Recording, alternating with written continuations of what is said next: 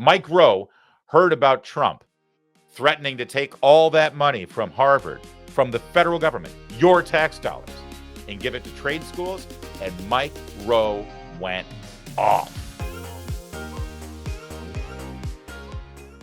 By now, you may have seen that President Trump has, been going back and forth with Harvard, trying to explain that unless they end their anti-Semitic practices and cozying up to all of the radical anti-Israel, anti-Semitic protesters that lock down their campuses, then they're not going to get any federal funding. He's even taken it one step further, and he's now nullified and frozen all of the international students who rely on the State Department to give them student visas to be able to bring in international students to the Harvard campus.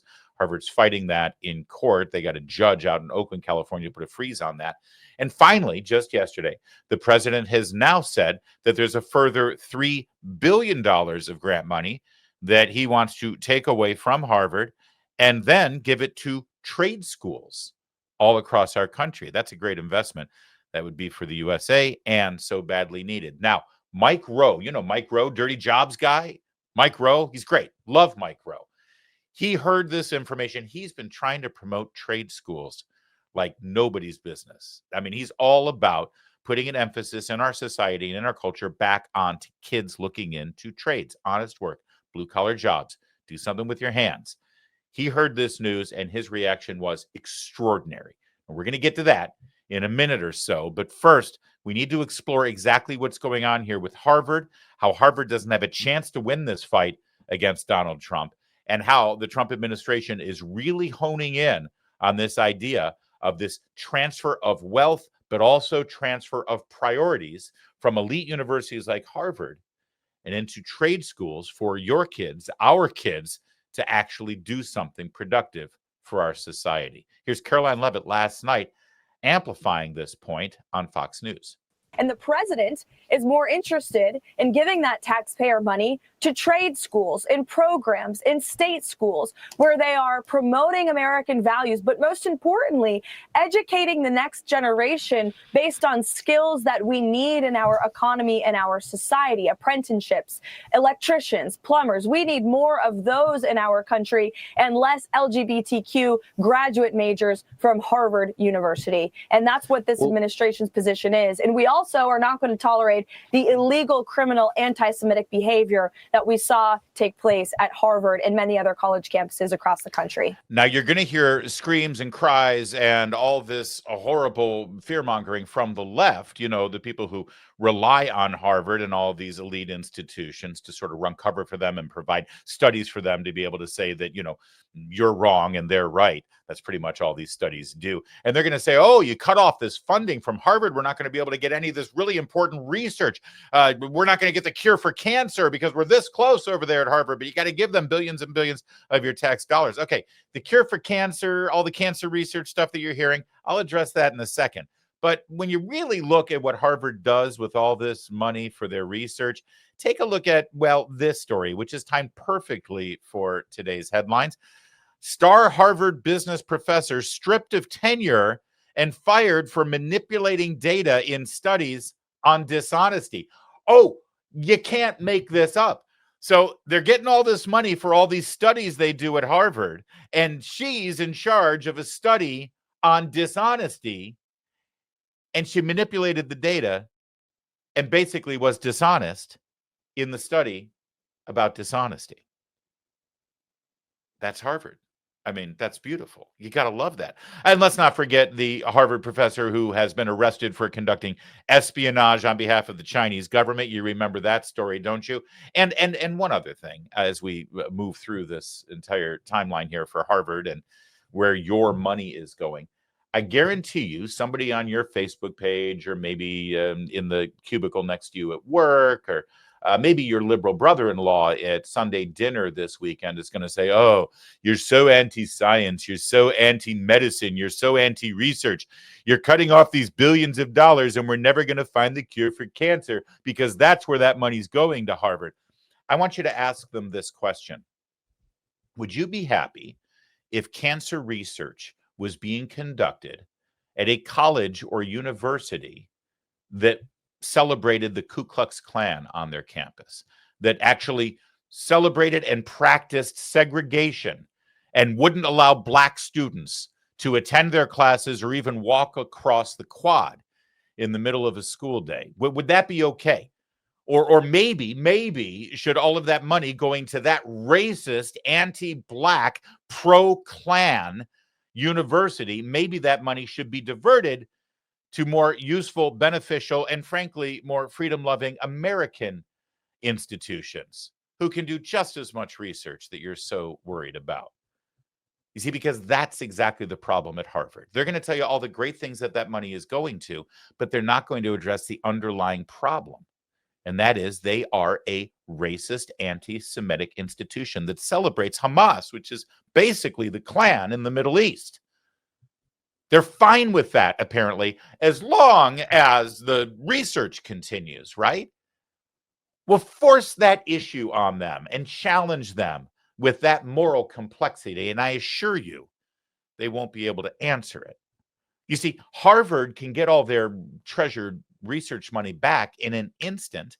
All they have to do is comply with what the federal government is telling them they need to do for their federal grant money. There's always strings attached to federal grant money, always. And this one string that's attached to this federal money is that Harvard has to stop allowing discrimination against Jewish students. Harvard has to stop allowing hate on their campus. That's all. But they won't do it.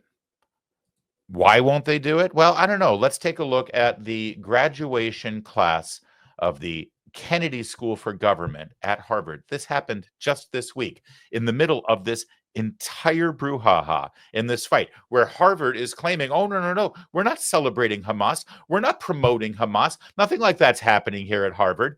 Here's the guy who gave the commencement address on behalf of the student body at Harvard's Kennedy School for Government. Look what he's wearing. He's wearing one of those terrorist do-rags around his shoulders, the keffiyeh. It's the uniform of Hamas. He might as well be wearing a Klan hood.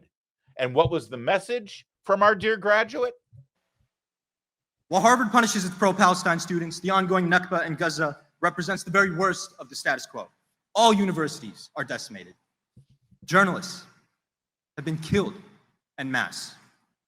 Children are still buried under the rubble of their homes, hospitals, and schools. All of this occurring in the past 7 months alone with the complicity of this institution and nation. But even amidst this catastrophe, spanning back over 76 years, we find the best of humanity. Last year, members of my cohort and I visited occupied Palestine. We saw resilience. When he uses the term occupied Palestine, what he means is the nation of Israel. That's what they call occupied Palestine. He literally used this moment at Harvard, the Kennedy School for Government, to parrot and repeat Hamas propaganda, terrorist propaganda. He's even dressed like a terrorist. And this at a time when Harvard is claiming, oh, no, none of this is happening on our campus, none of it. I mentioned that they're going to lose this fight, and they absolutely will. Certainly the fight over international students. They have no right to demand that the State Department allow student visas because Harvard demands it. They're going to lose. They may find a judge to put an injunction on it for a minute, but there is no way the courts will step in and say that the State Department has to provide student visas for international students. And why is Harvard going to go to the mat on this? Well, our friends at Breitbart got the information that is stunning to anyone in this nation. The Kennedy School for Government at Harvard, named after John F. Kennedy. It's an American institution. Some think it's the most elite institution in our land. With their specialized school on government, American government, 60% of their students come from other countries. American students at the Kennedy School of Government at Harvard are in the minority compared to international students. By the way, the source on the Breitbart article is the Harvard Crimson. Their own student newspaper bemoaned this fact. You know how hard it is for an American student to get into these Ivy League institutions? And now you know why. It's not because the grades are so hard that you have to get in, or your SAT scores, or you have to write the most brilliant essay. No, the reason that it's hard for American kids to get into these elite Ivy League institutions is because over half of the kids are from foreign countries because they're paying full tuition. It's a scandal. And of course, by the way, Harvard is sitting on a over $50 billion endowment, money that is just sitting there collecting interest and paying all their bills. They could probably go a year without any tuition coming from anyone and still be fine. But see, they demand that your tax dollars go to this institution. Why? Because what's more important to them is control. They want you to bend the knee to them and their intellectual ideologies and their elitism. They want to send the message to you that they're just better. And you are there to serve them because they're the elite. Which brings us to Mike Rowe, because we need in this country a redefinition of what elite really means, of what elite really is. Mike Rowe, since he did his television show Dirty Jobs, has made himself the champion of people who do jobs that get looked down upon. They do jobs that we're often told Americans just won't do. Well, actually, Americans will do these jobs. Americans do these jobs. But we as a nation, we as a culture for the last 2 decades have de-emphasized the importance of Americans doing these jobs. We've either farmed them out to foreigners coming into this country because we've been led to believe that we or our children are just too good for these kinds of menial labor positions. My kid, a car mechanic? Actually, I would love it if my kid were a car mechanic. First of all, I wouldn't have to pay to take my car to a mechanic, which is pretty damn expensive. But also, my kid would have a great living. My kid could start his own business. My kid would be an entrepreneur. My kid would hire other car mechanics. My kid would live the American dream without ever having to pay any student loans. And my kid, being a business owner and a car mechanic, wouldn't fight with me at Thanksgiving over crazy liberal ideology that got instilled in him at Harvard or her. It's a hypothetical kid, I promise you. My kids are fine. They don't fight with me about politics. But Mike Rowe heard about Trump threatening to take all that money from Harvard, from the federal government, your tax dollars, and give it to trade schools, and Mike Rowe went off. The Ivy League, I'm sorry to say, has beclowned themselves in recent months, and Harvard has led the beclowning. Part of what I love about the president's post is the fact that it's going to force conversations like this one. And a lot of taxpayers, Chris, for the first time, are going to realize that the Harvard Corporation is sitting on a $54 billion endowment. Their president is currently screaming that this post and the idea that they could lose their tax-exempt status and some of these grants and tax money, the idea that that could happen are, in his words, unconstitutional. Now, I'm not a constitutional lawyer, but I think he's mistaken. And I think that the optics here are terrible. And the first shoe to drop is going to be a gobsmacking realization on the part of a lot of regular Americans that this university is already sitting on $54 billion. What the actual hell does that even mean? So get past that and then ask yourself, well, why then would you want to give all that money to another bunch of schools? There's nothing magical about trade schools. I love them, but they're great ones and okay ones and some that fall below, right? So what we need as a people, as taxpayers, is some kind of means testing. You can't just give money to schools any more than you can give it to any random person because they need it or want it or have dreamt of it. So really, if you got $3 billion to close the skills gap, set aside a big chunk for a national scholarship program, carve away a little bit of that to build an infrastructure that can evaluate the individuals on their merit, right? And then carve away a bigger chunk to start telling the stories and making a more persuasive case for the 7.6 million open jobs that exist right now, most of which don't require a 4-year degree. So Right. in a binary world, give it to the trade schools. In the real world, the trade schools, that's not going to do it. We've got to get parents and guidance counselors and kids to think differently about the opportunities that are right in front of us. Amen. That right there reeks of common sense, and that's why it's a winning idea. Just sum it up here easily. First of all, this is a political fight and this is a legal fight. Let's address the legal fight first. Harvard cannot demand that the federal government give them money. Please. Federal dollars going to institutions, whether they're in your school district, at the public school level, or higher institutions, there are always strings attached, and the executive branch of the federal government can determine what those strings are, especially when those strings have to do with discrimination, prejudice, and bigotry on that school's campus. They can be cut off like that with this kind of behavior, number one. Number two, the school doesn't dictate who gets a student visa. The State Department does. And if the State Department decides that they get no more student visas because it's been abused, did you know that before the Obama presidency, 10% of college students in America were from international countries, from outside this country? And now it's something like 40 or 50%. What the hell happened here? Why did the Obama administration decide to make this new emphasis on increasing international student visas?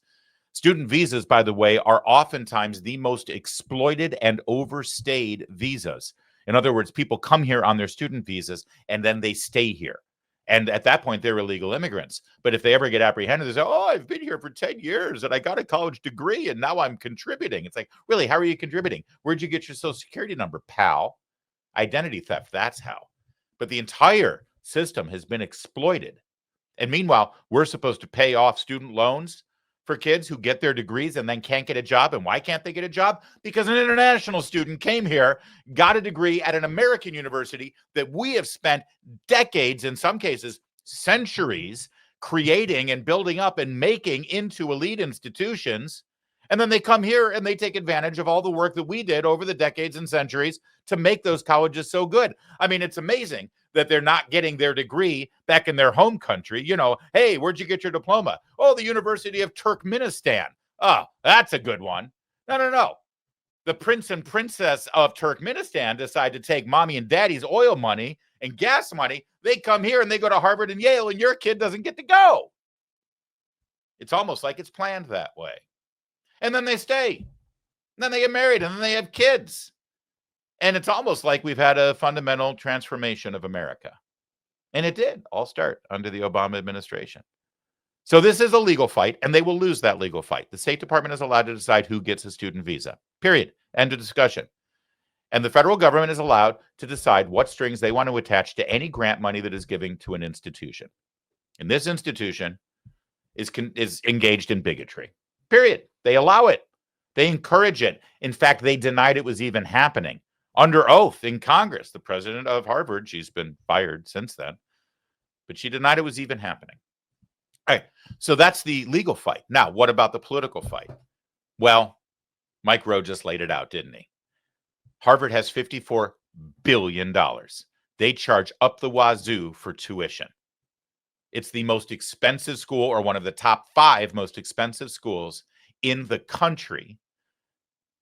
60% of the students at the government school are coming from outside the country. So your kid can't get in. And now they're screaming and crying because they can't get more money to do all of the bull that they do on that campus. It's a political loser, left, right, and center. Trump's on the right side of this. He's going to win. Harvard's going to lose. And ultimately, most importantly, as Mike Rowe just explained, the responsibility is going to fall on us as parents, as members of a society and a culture, about who we value, what we value. until you can go to a cocktail party with your other friends and brag about your kid who isn't going to Harvard and isn't going to the University of SEC to go to a football game and get drunk at a frat party, but instead your kid is going to a trade school and learning how to be an HVAC plumbing expert so that he can start his own business and do something great for our community, until you're just as proud as your kid getting their plumber's license as getting some Bachelor of Arts in some liberal arts college, that's when things change.